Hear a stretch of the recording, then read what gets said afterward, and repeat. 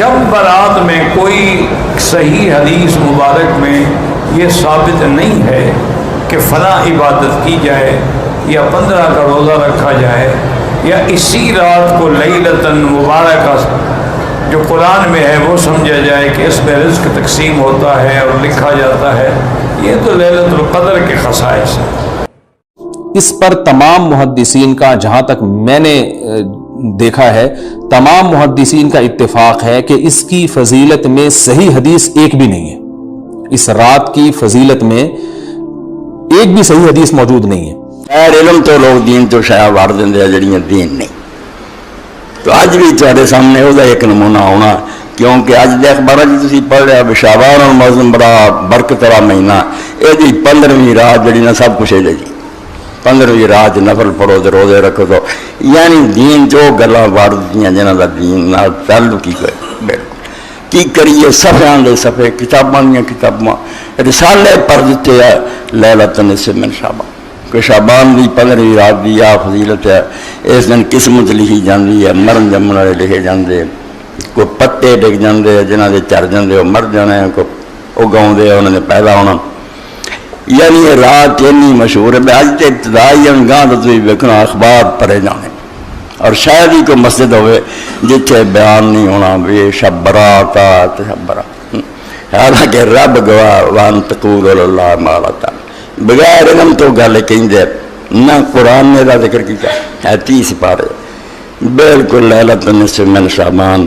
شب برات نہ دی کسے رات دا ذکر نہیں. لوگوں نے کھینچا تانی کر کے نا تو کسیٹ کیا نہیں لیلۃ مبارکہ نو کھچ لیاں سورہ دخان دی نو کہ وہ برکت والی رات. حالانکہ ساری دنیا دے مسلمان علماء جانتے بھی وہ رات جہاں قرآن اتریا رمضان دی ایک رات ہے، شہر رمضان الذی انزل فیہ القرآن، اور وہ رات وہی ہے جنہوں اللہ نے انا انزلناہ فی لیلۃ القدر آ قدر دی رات. اس قدر دی رات قرآن اتریا ہے. لیلۃ مبارکہ بالکل شعبان دی رات کوئی شاید، مگر یہ بارے روایت ہیں مشہور ہے. تسی آلے رولو متناہی ہے اگر ابن جوزی رحمۃ اللہ علیہ دوسری جگہ اٹھا لو 14-15 تو اتھے ہی ہے کہ فلاں صحابی آ سناؤں حضور آ کر رہے سی آ کر رہے سی سجدے پیر دعا کر دی. مگر شکر ہے انہوں نے کلی دا پوسٹ مارٹم دی، یہاں تو کوئی صحیح نہیں، نہ کسی دا راوی درست ہے جعلی. تو مسلمان جدوں یہ زوال دا شکار ہو گئے بالکل چھٹ بیٹھے، نہ کوئی جہاد نہ اسلامی حکومت نہ کرن دا کوئی کام، ویلے آئے اسی دن مناؤ. کوئی نہ کوئی دن لبنا چاہیے جدن حلوے پکن پوڑیاں پکن ناچ گانے اور اپنا نچن ٹپن کھان پین یہ تنظا انہوں رہ گئی. اس پاروں اس جاہلیت دے دور سمجھو اس زوال دے زمانے بڑی بیٹاں ایجاد ہوئی ہیں. لوگ حیران ہو جاتے یار مولوی سوئے میں اتنا بلڈوزر ہی پھیر دینا بھی گل کوئی ہوئے تو پھر گل کری. ہاں بالکل تبلیغی جماعت دے مولوی لگے ہونے، دیوبندی لگے ہونے، شب برات جاگو فلانا. او خدا دے بندے ہو اللہ دا دین آندا جس زیادہ طور کو ثبوت کوئی نہیں ہو دین سے داخل نہ کرو. بالکل کوئی دا ذکر نہ کرو، نہ قرآن اس رات دا بیان کردا، نہ اللہ دے رسول تو ایڈیاں مستند ہوندیاں تے جڑے اہل سنت دیاں وڈیاں کتاباں ہیں، بخاری ہے مسلم ہے موطا، کوئی ذکر کرنا نہ نہیں لیا، بالکل ذکر تک نہیں کیتا. 15 شعبان کی رات جسے عرف عام میں شب برات کہا جاتا ہے، چھٹکارے کی رات. حالانکہ یہ چھٹکارے کی رات دراصل حقیقت میں جو قرآن کی روح سے چھٹکارے کی رات ہے اور تقدیر کے فیصلوں کی رات ہے، وہ رمضان کے آخری عشرے کی تاک راتوں میں سے ایک رات ہے. میں انشاءاللہ اس پہ احادیث بھی بیان کر دوں گا. بہرحال یہ 5 احادیث پبلک میں مشہور ہیں، 5 کی 5 ضعیف ہیں. سن لیجئے. پہلی حدیث جامعہ ترمذی اور سنن ابن ماجہ سے ہے، مشکات میں ہے 1299، بڑی مشہور حدیث ہے. اما عائشہ رضی اللہ تعالیٰ عنہ کہتی ہیں آپ صلی اللہ علیہ وآلہ وسلم کو میں نے ایک رات بستر پہ نہیں پایا تو میں آپ کو ڈھونڈتے ہوئے نکلی تو آپ صلی اللہ علیہ وآلہ وسلم بقیع غرقد تشریف لے گئے تھے، بقیع قبرستان میں، اور آپ صلی اللہ علیہ وآلہ وسلم نے وہاں پر یعنی دعا فرمائی. اور اما عائشہ کہتی ہیں کہ میں آپ صلی اللہ علیہ وآلہ وسلم سے پہلے ہی واپس آ گئی تو آپ صلی اللہ علیہ وسلم نے مجھ سے مخاطب ہو کر فرمایا کہ کیا تم نے یہ گمان کیا تھا کہ اللہ اور اس کا رسول تم سے خیانت کریں گے؟ یعنی سانس پھولا ہوا تھا تو آپ کو پتہ چل گیا کہ یہ میرے پیچھے آئی تھی. یعنی مراد یہ کہ تم یہ سمجھی کہ میں کسی اور زوجہ کے پاس چلی گئی، اور وہی اما عائشہ نے کہا کہ ہاں میں یہی سمجھی تھی. تو آپ نے فرمایا یہ بے شک نصف شعبان کی رات ہے، یعنی 15ویں رات ہے شعبان کی، 14 اور 15 کی درمیانی رات. اس رات اللہ تعالیٰ آسمان دنیا پر نزول فرماتا ہے جیسا کہ اس کی شان کے لائق ہے، اور بنی کلب کی بکریوں کے بالوں سے بھی زیادہ لوگوں کی مغفرت کر دیتا ہے. لیکن یہ روایت ہے ضعیف. ڈاکٹر طاہر القادری صاحب یہ روایت پڑھتے پڑھتے ٹھٹک گئے، کیونکہ اس کے آگے لکھا تھا امام ترمذی نے کہ روایتی جعلی ہے.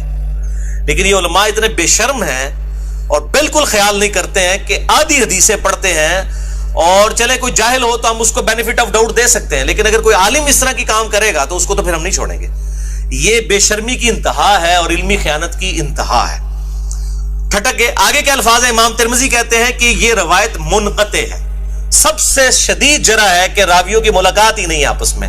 اور وہ کہتے ہیں اس میں جو تبع تابعی ہے یحییٰ بن کثیر، اس کی ملاقات تابعی عروہ سے ثابت نہیں جو سیدہ عائشہ کے بھانجے تھے، اور جو تبع تابعی ہے حجاج، اس کی ملاقات یحییٰ بن کثیر سے سما ثابت نہیں ہے.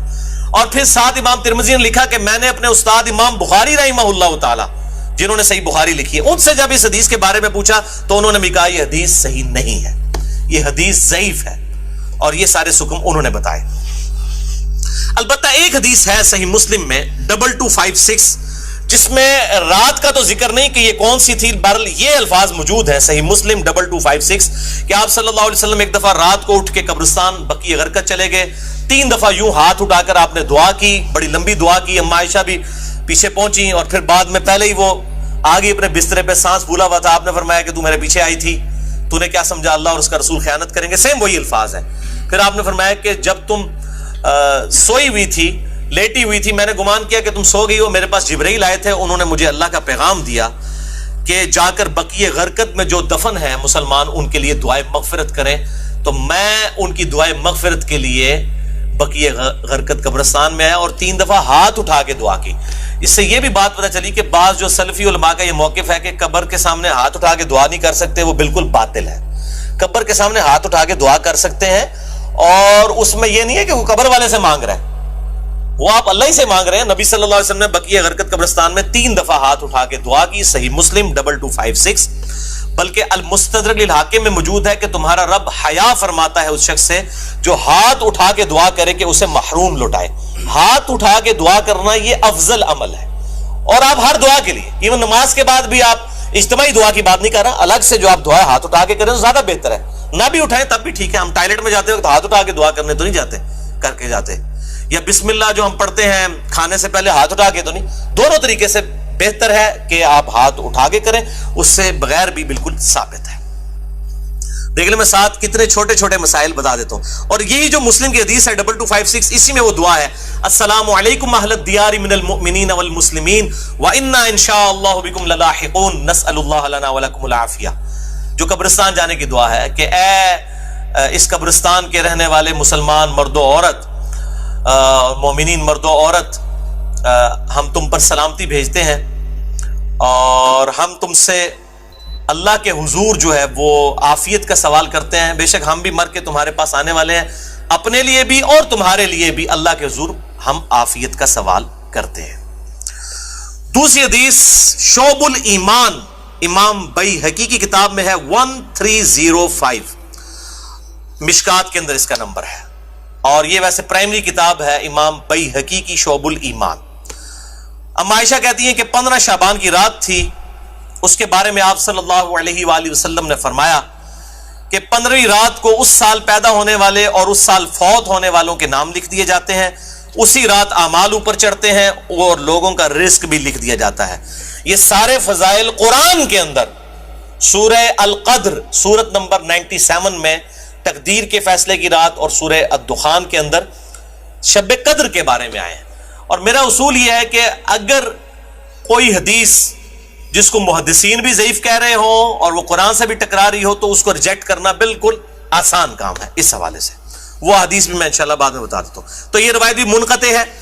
اس میں ابن حارث جو تابعی ہے اس کی سیدہ عائشہ سے کوئی ملاقات ثابت نہیں ہے، یہ منقطع روایت ہے. اور دوسرے طریق میں ابن کثیر العبدی ضعیف راوی ہے. البتہ جو شعبان میں اعمال اللہ کے حضور چڑھائے جاتے ہیں وہ حدیث ٹھیک ہے، سنن نسائی 2359 جو ہم آلریڈی ڈسکس کر چکے ہیں۔ تیسری حدیث سنن ابن ماجہ سے ہے 1306، مشکات کے اندر اس کا نمبر ہے، اور اس حدیث کو وہ ضعیف جمع ضعیف برابر ہے حسن کا فارمولہ لگا کے شیخ البانی نے صحیح کہا ہوا ہے۔ اور اس میں مجھے ایک لطیفہ بھی ضمناً یاد آ گیا، آج سے کئی سال پہلے اسلام آباد میں ایک اہل حدیث عالم جو ہے وہ بریلویوں پہ گرج رہے تھے، یہ بدعت ہے اس رات میں عبادت کرنا، کوئی ثابت نہیں، کوئی حدیث نہیں۔ تو میں نے ان کو ایک چٹ لکھ کے بھیجی کہ آپ کے جو روحانی ابا جان ہے محدث اعظم سعودیہ شیخ ناصر الدین البانی، انہوں نے تو یہ سنن ابن ماجہ کی روایت کو جو مشکات میں 1306 ہے اس کو تو صحیح کہا ہوا ہے، تو مہربانی کر کے یہ جتنا غصہ ہے یہ البانی پہ بھی نکالیں آپ۔ تو اگر آپ کہتے ہیں اس کی اجتہادی غلطی ہے تو ان بیچاروں کو بھی اجتہادی غلطی کہہ کے چھوڑ دیں، یعنی آپ نے دوگلی پالیسی کیوں رکھی ہے؟ یا کم از کم پبلک کو بتائیں تو صحیح، لے جی بے شرمی کی انتہا ہے، اس بندے نے چٹ بھی پڑھی ہے لیکن بیان نہیں کیا۔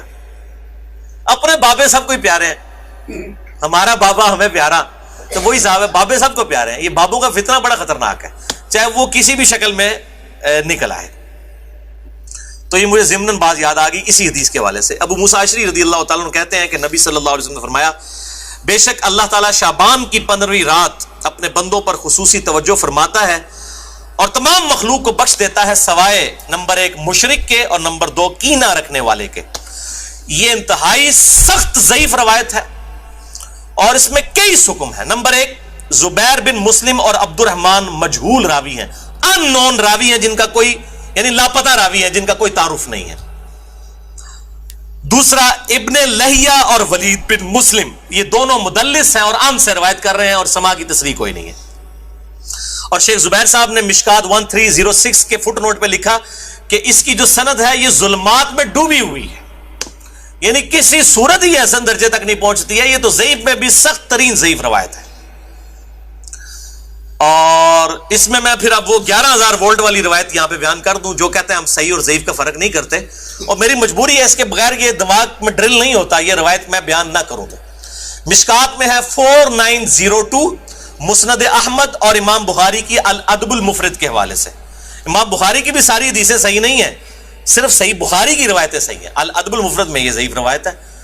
اور اگر ہم وہ ڈاکٹر طارق قاضی صاحب کہتے ہیں ہم امام حنیفہ کے مقلد ہیں، آپ بخاری کے مقلد ہیں، اگر ہم بخاری کے مقلد ہو تو اس روایت کو صحیح مانیں۔ مشکات میں 4902 ہے کہ جو شخص اپنے جہلی نسب پر فخر کرے تو اس کو پھر تم کہو کہ تم اپنے جہلی نسب پہ فخر کرتے ہو، اسے کہو کہ اپنے باپ کی شرمگاہ کاٹ کے اپنے منہ میں رکھ لے، نعوذ باللہ من ذالک۔ اور یہ بات اس سے کنایے سے نہ کرو، ڈائریکٹ کرو۔ اتنی بےہودہ بات آپ صلی اللہ علیہ وسلم کبھی کہہ سکتے ہیں؟ وَإِنَّكَ لَعَلَىٰ خُلُقٍ عَظِيمٍ، اخلاق کے بلند ترین درجے پہ فائز۔ اور بخاری اور مسلم کی حدیث کہ آپ صلی اللہ علیہ وآلہ وسلم میں کنواری لڑکیوں سے زیادہ شرم و حیا تھی، وہ اس قسم کی بات کر سکتے تھے؟ اس میں بھی یہی حکم ہے، اس میں حسن بصری مدلس ہیں اور ان سے روایت کر رہے ہیں، اور صحیح مسلم کے مقدمے میں موجود ہے کہ مدلس کی ان والی روایت سما کی تصریح کے بغیر ضعیف ہوگی۔ مسئلہ نمبر 36 میرا سن لیں، ضعیف الاسناد اور من گھڑت احادیث کے فتنے کا تحقیقی جائزہ، جسے شوق ہو تو یہ میں نے الزامی جواب پھکی کے طور پہ یہ اینٹی وانم دیا تھا یہ والی روایت۔ چوتھی حدیث مسند احمد سے ہے، مشکات میں ہے 1307 عبداللہ ابن عمر بن عاص، سیم الفاظ ہیں وہی کہ 15ویں رات کو سب کی مغفرت ہو جاتی ہے، لیکن اس میں الفاظ ہیں سوائے خودکشی کرنے والے کے اور کینہ رکھنے والے کے۔ لیکن اس میں ابن لہیہ جو ہے وہ مدلس، اس میں تو نہیں ہے، ویسے وہ مدلس راوی ہیں، لیکن اس میں ان کی روایت اختلاط کے بعد کی ہے، یعنی جب ان کا حافظہ بگڑ گیا تھا۔ یہ امام حاکم نے المستدرک الحاکم میں کئی روایتوں کو بخاری مسلم کی شرط پہ صحیح کہا ہے، اور بات بھی صحیح ہے کہ بخاری اور مسلم کے راویوں سے وہ حدیثیں ہیں، لیکن ان میں کئی راوی ایسے ہیں، کئی صحابہ بھی ایسے ہیں کہ وفات سے پہلے وہ اپنی حدیثوں کو مکس کر جاتے تھے، حافظہ کمزور پڑ گیا۔ تو اگر راوی ثقہ ہو بعد میں اس کا حافظہ بگڑ جائے تو اس کے حافظہ بگڑنے سے پہلی والی روایتیں جو ہوں گی وہ صحیح ہوں گی، بعد والی ضعیف ہوں گی۔ یہ بعد والی ہے کیوں؟ جو راوی ان سے یہ روایت بیان کر رہا ہے اس کی ملاقات ان کا حافظہ بگڑنے کے بعد ہوئی ہے، وہ پہلے کا راوی نہیں ہے۔ اسی وجہ سے امام حاکم کی کئی روایتیں جن کو وہ بخاری اور مسلم کی شرط پہ صحیح کہتے ہیں وہ ضعیف ہو جاتی ہیں۔ یہ میں آپ کو ٹیکنیکل پوائنٹ بتا رہا ہوں، وہ حضرت آدم کی توبہ قبول ہونے والا جو واقعہ ہے نبی صلی اللہ علیہ وآلہ وسلم کے وسیلے سے، مسئلہ نمبر 43 میں بھی میں نے بتایا ہے، وہ روایت جو ہے وہ امام حاکم نے تو بخاری مسلم کی شرط پہ صحیح کہا ہے، لیکن وہ روایت تو ضعیف ہے اور سخت ضعیف روایت ہے. تو یہ چیزیں خیال رکھی جائیں. اور یہاں پہ میں ایک ضمناً اور بات بھی عرض کر دوں کہ یہ اہل تشیع کے ہاں بھی شعبانیہ منایا جاتا ہے 15 شعبان کی رات کو.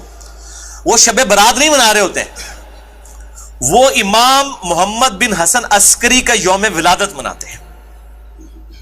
ان کے ہاں بھی یہ کانسیپٹ نہیں ہے شب برات والا، لیکن وہ ہمارے بریلوی بھائی خوش ہو رہے ہوتے ہیں کہ انہوں نے بھی لائٹنگ کی ہوئی ہے، ہم نے بھی کی ہے، تے سنی شیعہ دا اجماع بنا لیندے نے. دیکھو اجماع کوئی نہیں ہے، وہ اپنے چکر چ ہوندے، تسی اپنے چکر چ ہوندے ہو. ٹھیک ہے، اسی اپنے چکر چ اسی اپنی آخرت دی فکر چ. تو وہ امام محمد بن حسن عسکری کا یوم ولادت. 5ویں حدیث سنن ابن ماجہ سے ہے، مشکات میں 1308. مولا علی رضی اللہ تعالیٰ عنہ علیہ السلام سے ہے کہ جب شعبان کی 15ویں رات ہو تو آپ صلی اللہ علیہ وسلم نے فرمایا دن کا قیام کرو، رات کا قیام کرو، دن کا روزہ رکھو. اب دن کا روزہ الگ سے صحیح مسلم وہ 27 جو 45 نمبر حدیث تھی اس سے ثابت ہے. اس کی وجہ سے میں نہیں، وہ الگ سے، کیونکہ غروب آفتاب سے طلوع فجر تک آسمان دنیا پر اللہ تعالیٰ نزول فرماتا ہے اور کہتا ہے کوئی مغفرت کا طالب کہ میں اسے بخش دوں، ہے کوئی رزق مانگنے والا کہ میں اسے عطا کروں، ہے کوئی عافیت چاہنے والا کہ اسے عافیت دوں. اور یہ سلسلہ طلوع فجر تک حتی مطلع الفجر، وہ جو سورہ قدر میں شب قدر کے بارے میں آتا ہے، یہ وہی الفاظ ہیں. یہ روزانہ ہوتا ہے، تہائی رات آخری جب رہ جاتی ہے. بخاری مسلم کے حوالے سے میں حدیث بیان کر چکا ہوں. تو 15 شعبان کا روزہ جو ہے وہ معاملہ بالکل الگ ہے. اس حوالے سے اور کئی روایتیں ہیں. شیخ زبیر علی زئی رحمہ اللہ تعالیٰ نے ایک پورا مضمون لکھا تھا جو مقالات کی پہلی جلد کے اندر وہ مضمون موجود ہے. جسے شوق ہے تو وہ پڑھ سکتا ہے. 14-15 صفحوں کا مضمون ہے جس میں انہوں نے یہ ساری بحثیں اس کی ضعیف روایتوں کے حوالے سے کی ہیں، اور انہوں نے ہی ایک صحیح قول بھی ایک تابعی کا لکھا. لیکن چونکہ تابعی کا قول مقطوع ہوتا ہے اور تابعی اگر کوئی غیب کی بات کرے گا تو وہ ضروری نہیں کسی صحابی سے سنی ہو، وہ کسی دوسرے تابعی سے بھی سن سکتا ہے. صحابی کی غیبی خبر جو ہے نا بیان کی ہوئی وہ امپلائڈ ہے کہ نبی صلی اللہ علیہ وآلہ وسلم سے سنی ہے. صحابی کی جو مرسل ہے وہ ایکسیپٹیبل ہے، اسے ہم موقوف روایت کہتے ہیں. تابعی کی مرسل ایکسیپٹیبل نہیں، اس کو ہم مقطوع کہتے ہیں. یہ غیبی خبر سے متعلق ہے، لیکن یہ تابعی تک قول ثابت ہے. اس کا مطلب یہ ہوا کہ اس زمانے میں بھی یہ مسئلہ موجود تھا. مکحول تابعی ہیں شام کے، یہ مشہور تابعی ہیں، اور ان کے بارے میں مشہور ہے کہ اکثر مرسل روایتیں چھوٹے ہوئے واسطوں والی بیان کرتے تھے. شعب الایمان امام بیہقی کی کتاب میں انٹرنیشنل نمبر کے مطابق 3671 نمبر یہ روایت ہے. وہ کہتے ہیں کہ 15ویں شعبان کو اللہ تعالیٰ زمین والوں کی طرف متوجہ ہوتا ہے 15ویں شعبان کی رات کو، اور کافر اور کینہ رکھنے والے کے سوا سب کو بخش دیتا ہے.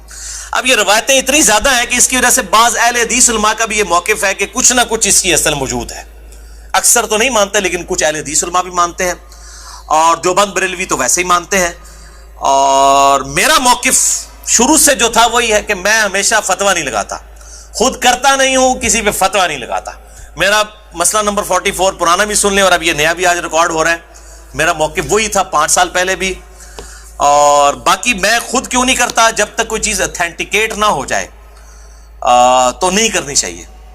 یہ اکثر کہتے ہیں نیکی کا کام ہے، خیر ہے کرنے دو جی. لوگ سال کے بعد اگر کوئی نکلی ہے عبادت کے لیے، تو میرے بھائی سال کے بعد لوگ عید کی نماز کے لیے نکلتے ہیں، تو آپ عید کی اذان کیوں نہیں دیتے ہیں لوگوں کو بلانے کے لیے؟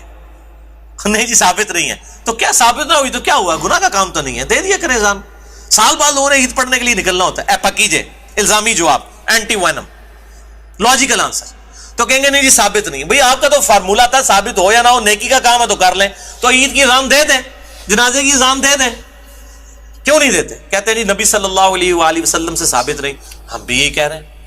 اور پھر اس حدیث کو بھی یاد کر لیں جو صحیح مسلم میں 2684 اور مشکات میں 2052 ہے کہ آپ صلی اللہ علیہ وآلہ وسلم نے جمعے کے دن کو اور جمعے کی رات یعنی شب جمعہ کو قیام کے لیے مخصوص کر لینا، یعنی میں نے صرف یہ اسی میں ہی قیام کرنا ہے، اس سے منع فرمایا ہے. اور الا یہ کہ کسی کے روزے پہلے سے چلتے آ رہے ہوں یا کوئی پرٹیکولر روزہ آ جائے، جس طرح 10 محرم کا روزہ آ گیا یا یوم عرفہ کا، وہ رکھ سکتا ہے، اس کے علاوہ نہیں. اور بیسیکلی مقصد تھا مخالفت یہود و نصارہ کی. یہودیوں نے ہفتے کے دن کو مخصوص کیا اور عیسائیوں نے اتوار کو. تو کہیں مسلمان جمعہ ہی نہ پھاڑ لین خالی، اور پھر بھی مسلمان بعض نہیں ہے انہوں نے جمعہ پھاڑ لیا ہے، خیال ہونا پھر بھی کوئی نہیں کیا. वलियाज़ु बिल्लाहि ताला।